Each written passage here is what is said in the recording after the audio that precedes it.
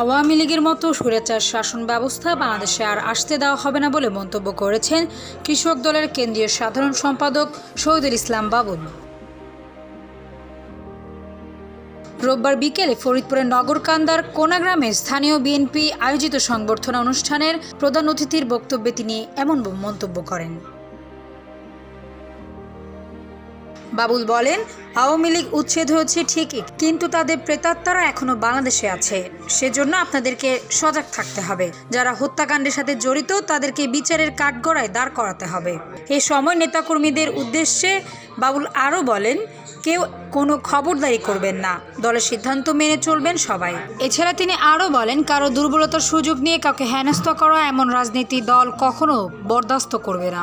পরিশেষে বিএনপির চেয়ারপারসন বেগম খালেদা জিয়ার রোগ মুক্তিতে দোয়া ও মোনাজাত করা হয়।